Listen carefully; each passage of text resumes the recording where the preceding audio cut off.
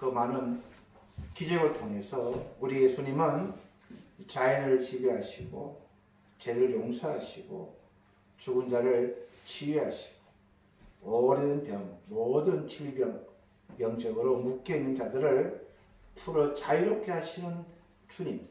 그러기 위해서 그 주님은 강을 건너오신, 길을 건너오신 분이심을 마태는 서술하겠습니다.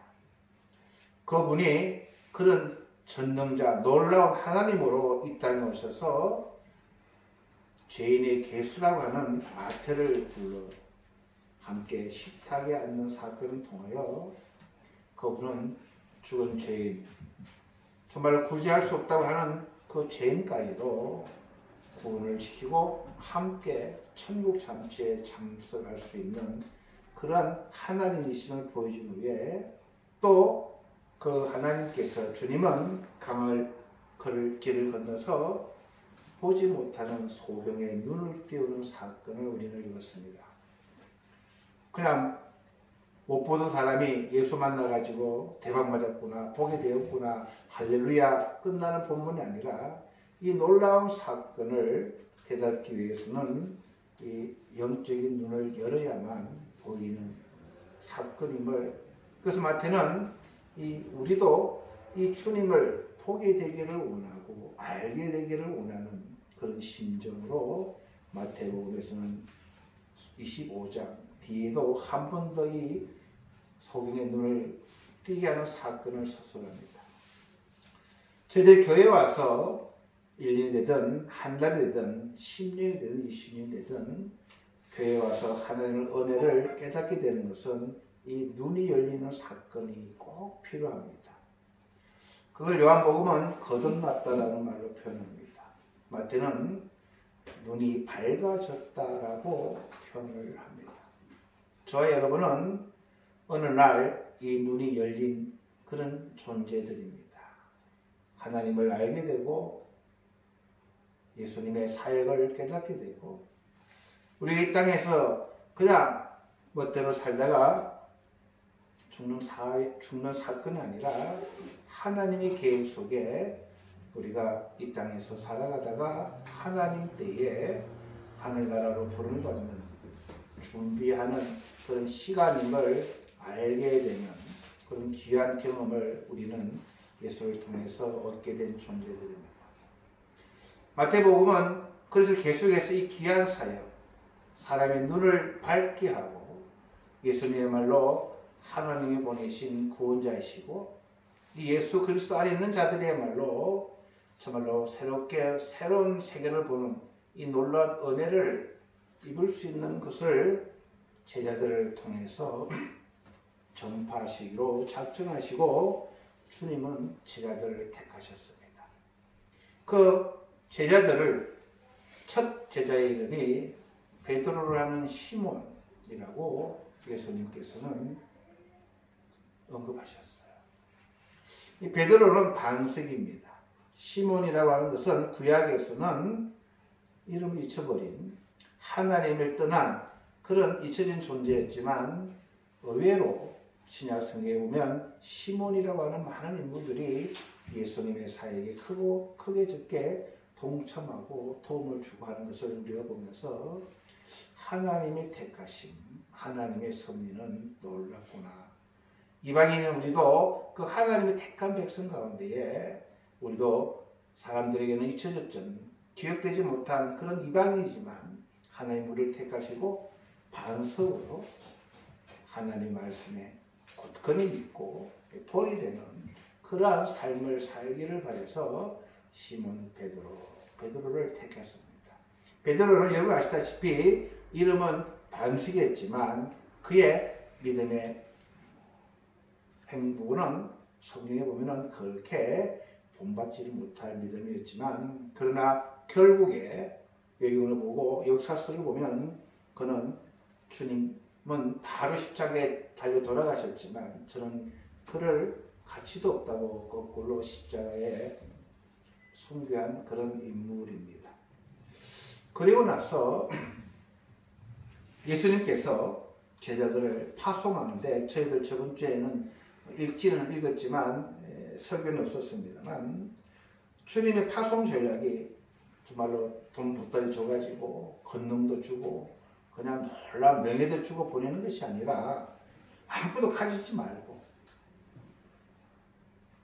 여행을 위하여 배낭이나 두벌 옷이나 신이나 지팡이도 가지지 말고 그냥 이 세상 사람 보기에는 저렇게 가난한 모습으로 세상에 보냈습니다.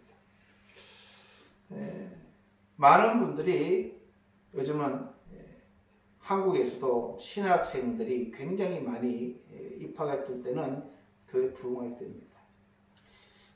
제 집사람 이야기로는 정말 옛날에 개척교회 때는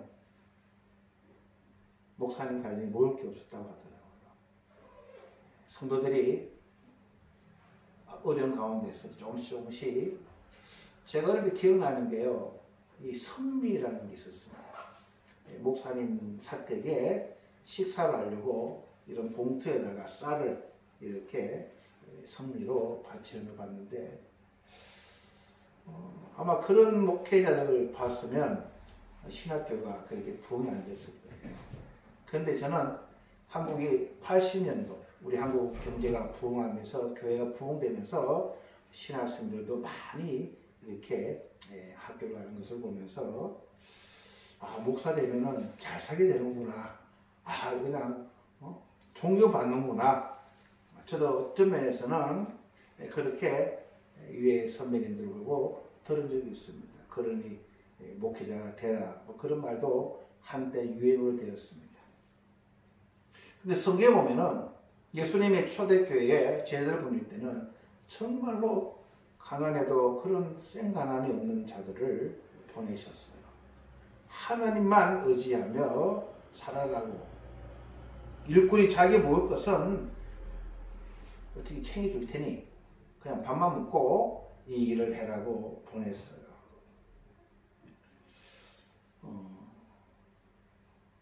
그리고 많은 대적도 받고 핍박도 받고 미움도 받고 그러면서 오늘 이 본문이 나옵니다. 보라, 내가 너희를 보내니 양을 이리 가운데로 보낸 것 같다라고 오늘 본문을 시작합니다. 여러분, 양과 이 이리는, 이 원어는요, 복수입니다. 이리떼. 양떼를 이리떼로 보낸 것 같도다라고 주님은 그 제자들, 이 귀한 복음, 이 귀한 사역을 좀 보낼 때 좀 넉넉하게 챙겨서 보내면 얼마나 좋아요. 저희들은 다 일이야. 그러나 너희들은 사자야, 호랑이야. 이렇게 하면서 보내주셨으면 참 좋은데 하나님은 우리를 양으로 비유합니다. 가장 약한, 가장 그런 목자 없이 살 수 없는 그런 양으로 그 일이 그 가운데를 보낸 것 같도다라고 이야기하십니다.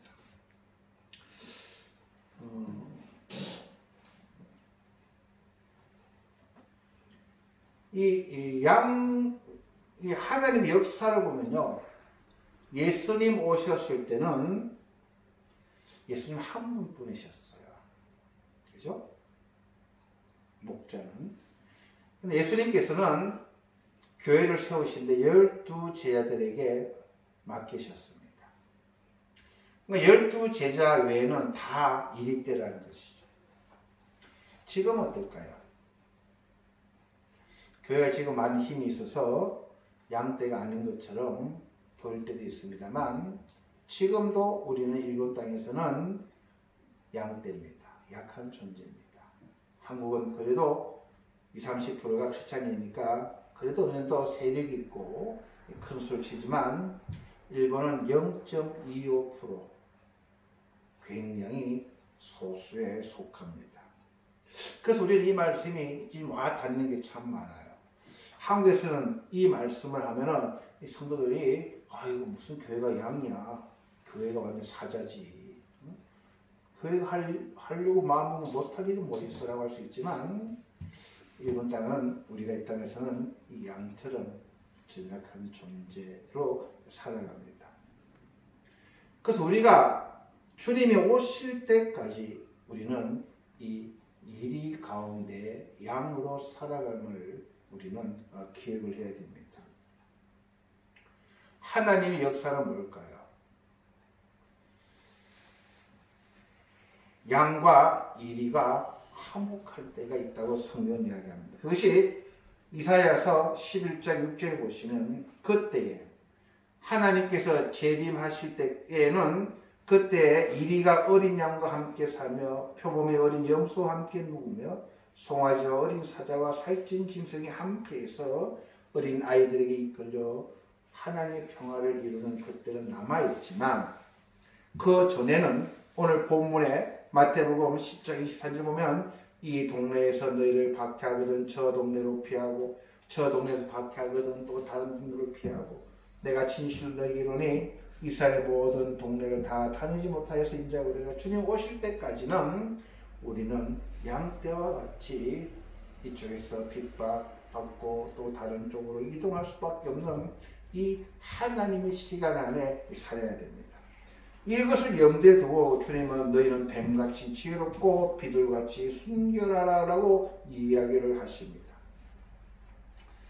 그래서 우리가 이 땅은 이리들 소굴이구나 라고 마음을 확 먹어야 돼요. 그래서 우리는 이 어려운 환경 가운데에 우리가 어떻게 승리할 수 있는가? 예수님께서도 제자들을 보낼 때 굉장히 약한 자를 택하서 반석 삼으셨던 그 제자들, 두둑한 그러한 영적인 싸움에 필요한 것도 없이 그냥 하나님만 의지하고 보냈는데 그들이 이리 때 보내는 양들과 같으니 그러므로 너희는 뱀과 같이 지혜롭고 비둘기같이 순결하라. 이것이 승리할 수 있는 비결입니다. 뱀같이 지혜롭다라고 하는 말은 지혜롭다는 말은 이 마태복음에 많이 나오는데 그 중에 세 가지만 여러분들에게 오늘 소개를 드립니다. 마태복음 7장 24절입니다. 너희들이 잘 아시는 말입니다. 누구든지 나의 이 말을 듣고 행하는 자는 그 집을 반석 위에 지은 지혜로운 사람 같으니라 그랬습니다. 하나님 말씀, 주님 말씀을 듣고 그 믿음의 반석 위에 지은 자는 지혜롭고 또 생각하지 않을 때 인자가 오리라. 충성되고 지혜 있는 종이 되어 주인에게 그 집 사람들을 맡아 때를 따라 양식을 나눌 자 누구냐라고 하면서 이 종말을 준비하는 자들의 지혜로움을 성경이 이야기합니다. 오늘 우리 집사님 기도하신 것처럼 설기 있는 자들은 그릇에 기름을 담아 등과 함께 가져갔더니 설기 있는 자들이 대답하되 이르되 우리와 너희가 쓰기에 다 부족하노니 하면서 마지막 날 깨어있는 자들이 슬기롭다, 지혜롭다.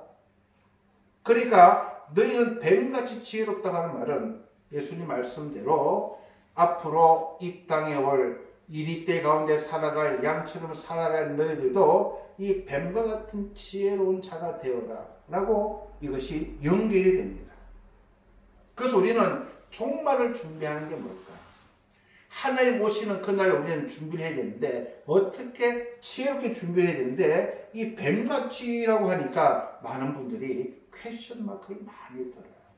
강교하고 교활하고 인간을 타락시켰던 그런 나쁜 지혜인가? 등등 여러 가지 생각하는데 이게 대해서 오해가 참 많습니다.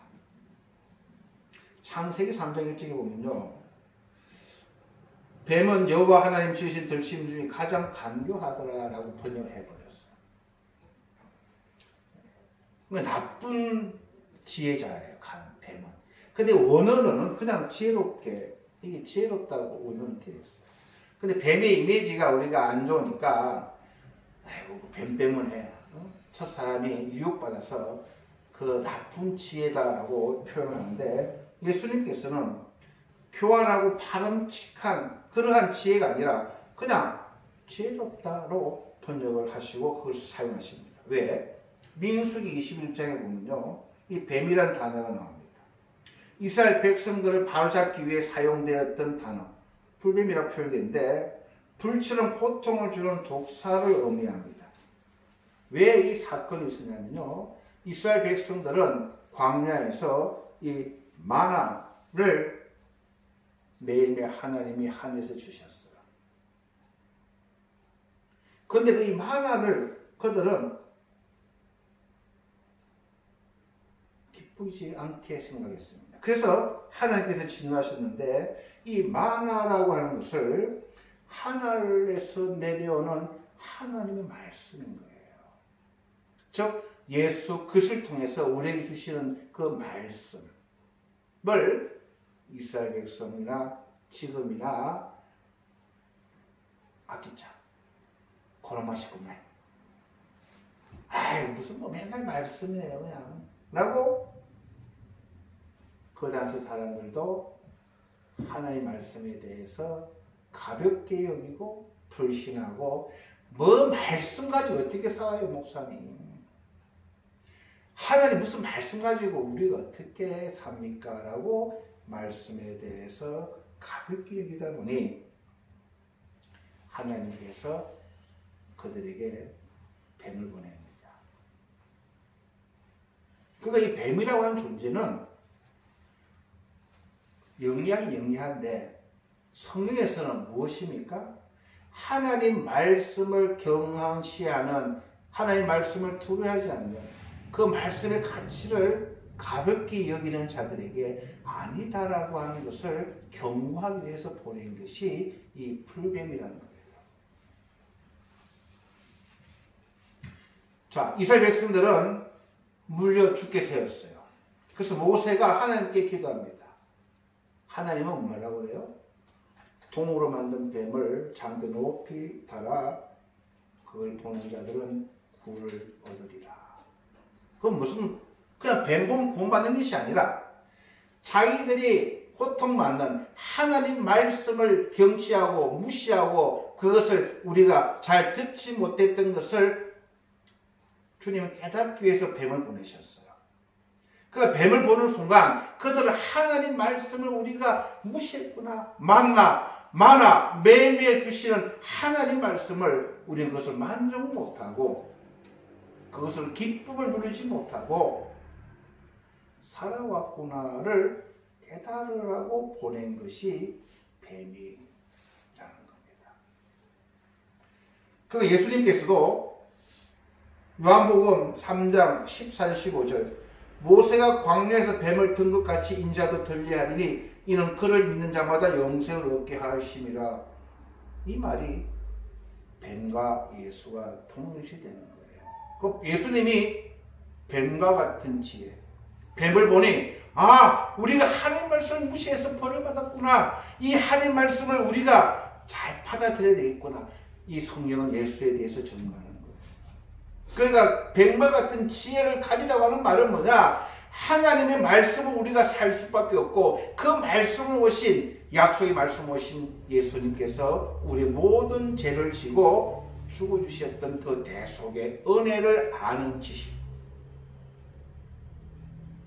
말세로 가면 갈수록요 사람들 지식은 많지만 예수만으로 부족하다고 하는 분들이 참 많습니다. 예수님만으로 만족 못하는 분이 많아요. 그러니까 이단들이 너무너무 인기가 있는 거예요. 예수만으로 만족 못한다고 그게 다 이단들이 예수도 좋은 분이지만 이게 좀 부족하다고 하는 것이. 아니면 어떤 분들은 그냥 예수도 몰라요. 그냥 교회만 와서 그냥 감정적으로 그냥 분위기 좋고 놀라고 할렐루야 하면서 찬양하고 연예인들 세워가지고 기쁨 주고 행복 주고 하면 천국 가고 간 줄로 아는 분들이 참 많습니다.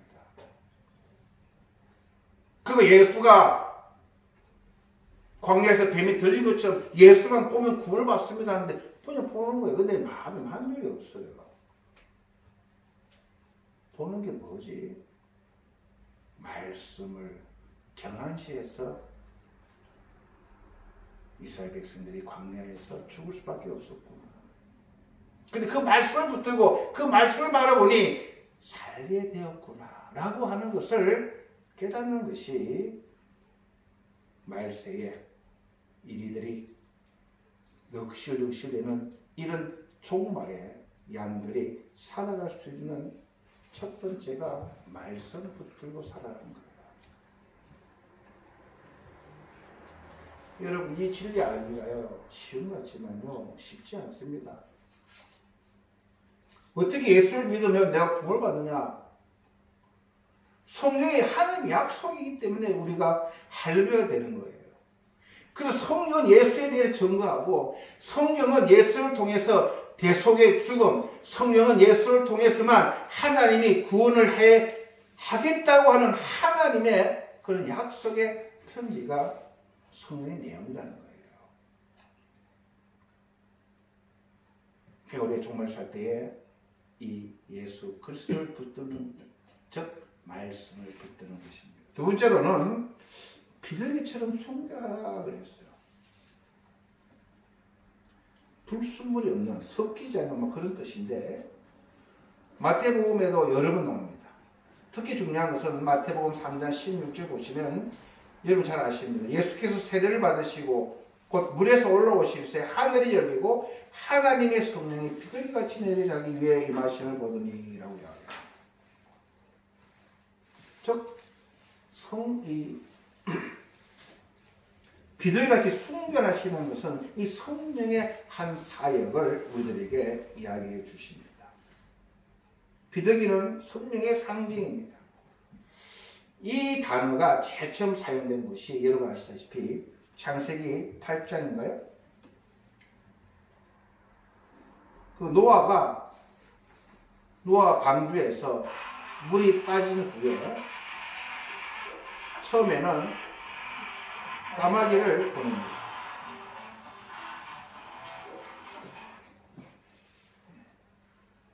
그 다음에는 이 비둘기를 풀어놓습니다. 까마귀는 안 들어와요. 뭐게 많았든지 그건 모르겠습니다만 까마귀 같은 성격들이 참 많아요. 근데 이 비둘기는 7일 만에 입에는 올리브 잎사귀를 물고 돌아왔다라고 성경이 이야기합니다. 비둘기같이 순결하라. 비둘기같이 정직하라. 이 비둘기는 100% 자기의 집으로 돌아오는 그런 새입니다.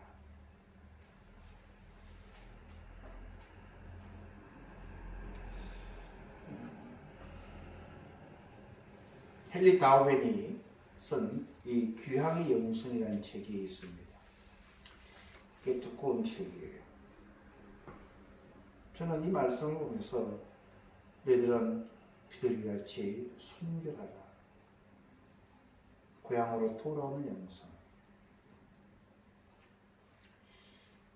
저희들은 하나님의 말씀을 붙들고 매일매일 삶 가운데에 하나님의 집으로 돌아오는 영성. 하나님께 와서 교제하고 돌아오고 하나님 앞에 오면 하나님의 풍성으로 풍요롭게 우리 인생을 먹여주시고 채워주시고 재워주시고 그곳에 오면 용서의 은혜를 내려주시고 그래서 우리를 회복시켜 주시고 그래서 우리를 기쁨의 하나님의 자녀로 삼아주고 변화시켜 주는 것이 이 귀향의 영성이라고 헨리 나우이는 결론을 맺더라고요. 예수님께서 말세에 너희들이 이길 수 있는 비결, 내가 너희를 이리 가운데 보내는 양들과 같다. 그러므로 너희들은 뱀같이 지혜롭고 비둘기같이 순결하라 한 이 말씀 가운데에 우리는 이 귀향의 영성을 회복해야 하지 않겠나 생각합니다. 하나님 앞에 우리가 돌아오면 그분은 우리를 풍요로운 삶으로 변화시켜 주시고 우리의 하루를 용서, 회복, 기쁨에 그 예수님께서도 오늘 우리들에게 종말을 살아가는 너희들에게 지혜롭게 사는 비결은 이 뱀과 비둘기라고 하는 그런 굉장히 귀한 상징적인 언어를 가지고 오늘 우리들을 불러주셨습니다. 자, 여러분 할 일이 뭘까요? 말씀을 상고하는 겁니다. 제가 요즘 격주로 목요일날 독립목회 아카데미라는 곳에서 목사님들 모여가지고 같이 공부하고 기도하고 이런 선교를 위해서 고민하는 그런 모임을 갖습니다. 우리끼리 서로 덕담을 나누면서 목사님 이번에 신약을 일주일 만에 우리 5번씩 읽어봅시다. 막 등등 뭐 이런 이야기를 우리끼리 좀 뭐랄까 허를 좀 졸라매자는 그런 의미로 합니다. 그런 도전을 해가면서 목회자가 말씀에 숨달리고 말씀을 우리가 가르치는 자로 성도들한테 부끄러움이 없는 그런 목회자를 되기 위해서 서로 좀 높은 그런 목표치를 정하고 서로 격려하고 공부합니다. 역시 하나님의 말씀을 들어오는 것. 그것이 뱀같은 지혜고 길이같이 순진한 것이 말세에 이리 때가 우리를 정말로 넘어뜨리고 가는 이때에 오늘 본문은 사람을 주의하라 그랬어요. 삶과 사람을 주의하라. 얼마나 많은 사람들이 얼마나 악한 영들이 우리들을 쓰러뜨리려고 해요. 주님만으로는 부족하고 바쁜데 무슨 하나님 말씀입니다. 그런 유혹 가운데 다시 한번 우리가 말씀의 중요성을 다시 한번 깨닫고 귀향의 영성으로 이 세상에 나갔다가 매일매일 집으로 돌아가듯이 비둘기를 볼 때마다 마지막 그날을 비둘기처럼 집으로 가서 하나님과 교제하며 그분이 주시는 치유와 회복과 기쁨과 풍요를 누리며 살아간다면 말세 우리가 어떠한 적들이 우리 앞에 있는다고 하더라도 우리는 승리할 수 있다. 저는 그렇게 확신합니다. 자, 여러분들도 오늘 이 말씀을 묵상하시며 주여 나에게 뱀과 같은 지혜를 주시고 주여 나를 비둘기같이 순결한 그러한 마음으로 말씀 사모하며 매일매일 하나님 나라로 돌아가서 회복되어 치유받고 기쁨을 회복하는 이런 믿음을 오시는 날까지 부른 날까지 계속해서 승리하리라 다짐하시는 저희들 되기를 주님 이름으로 부탁드립니다. 다 함께 기도드리겠습니다. 주여 은혜를 감사드립니다.